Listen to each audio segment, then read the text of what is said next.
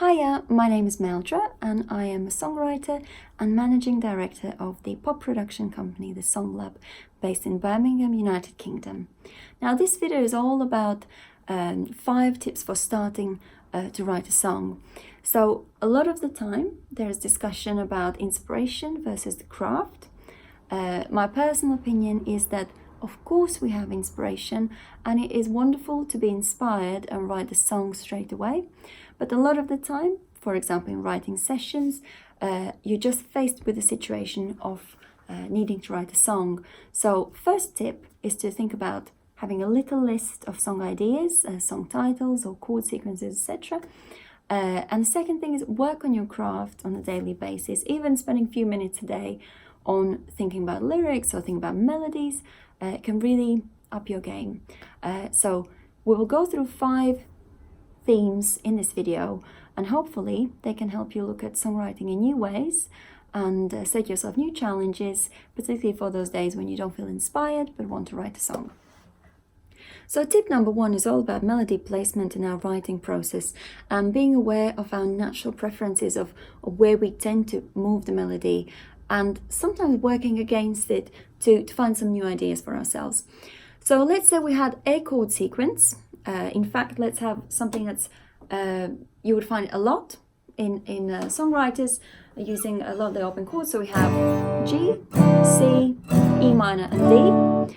In terms of our numbers, that's chord 1 in G major, chord 4 in G major, chord 6, so minor, minor E minor, and D major being the chord 5. Now, it might be that you naturally lean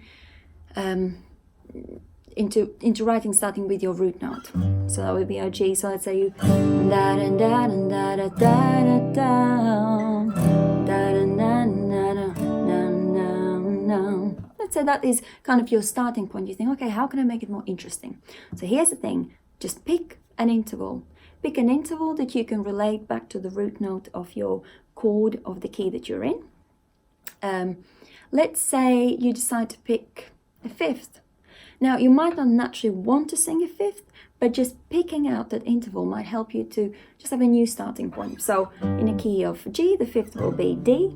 So this is your note, and suddenly you have da, da, da, da, da, da, da, da, da, yeah, yeah.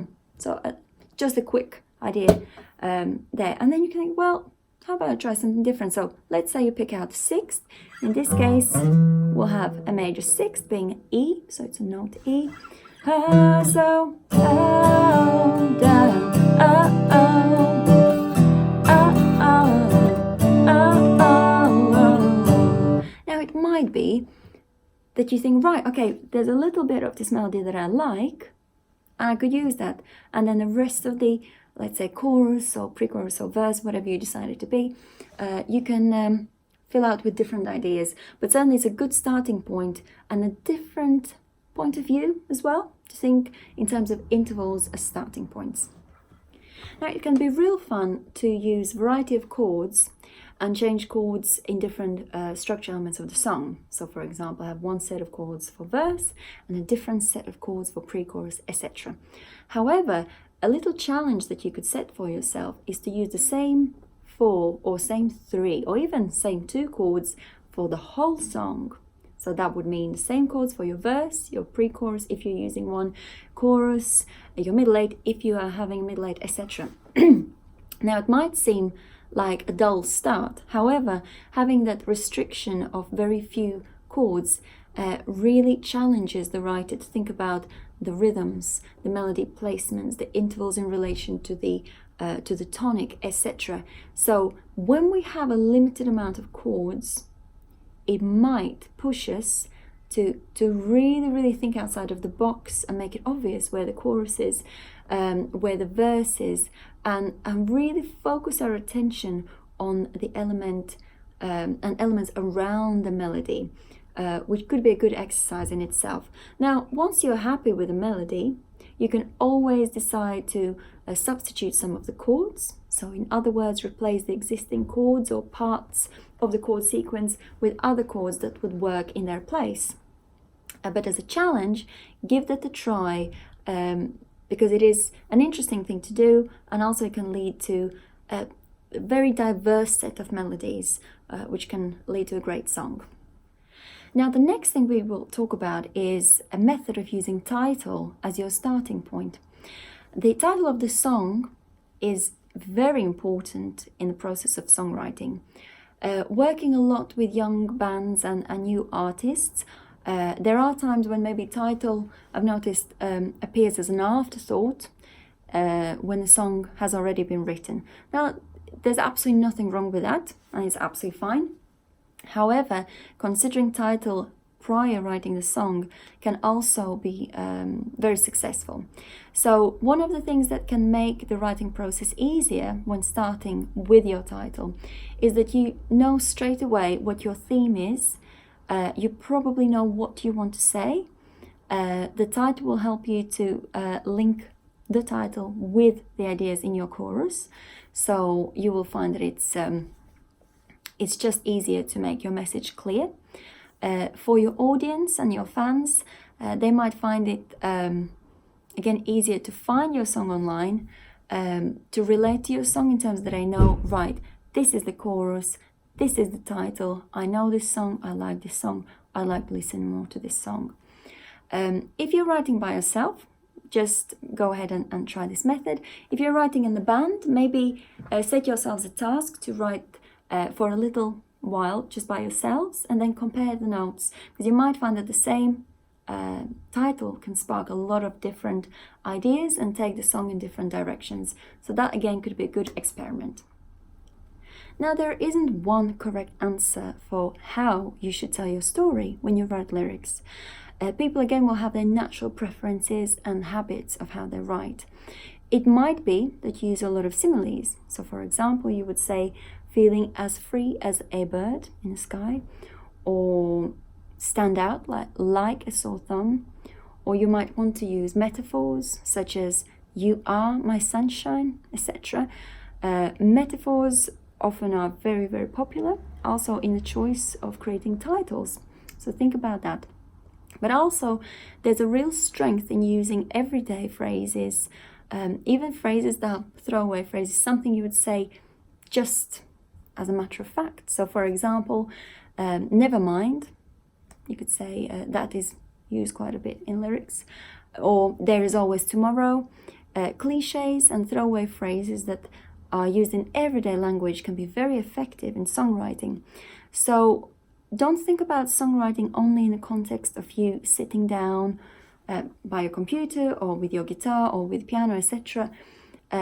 Think about songwriting as a process that happens all the time. Listen to how people talk, listen to what they say, listen to what makes them feel certain emotions, and see if you can tap into all those different elements to then gauge a better understanding for how people communicate and what will make sense to them, and then translate that into your songwriting. So, as I say, there is not one given rule, but being aware of your surroundings and people around you can help you inform your songwriting practice. And finally, think about universal lyrics and how you could potentially use them in your choruses to allow a larger amount of people to relate to your song. Now, universal lyrics is a subject that's talked about a lot. When we think about universal lyrics, we really are talking about the type of lyrics that are relatable, where a lot of people can relate to those lyrics because they can bring their own experience within the picture of the song. So it's quite typical to use universal lyrics in choruses, let's say where people can sing along, join in, and feel that they belong to the song. Now, there are so many different things that we can write songs about. One of the massive themes of songwriting is love.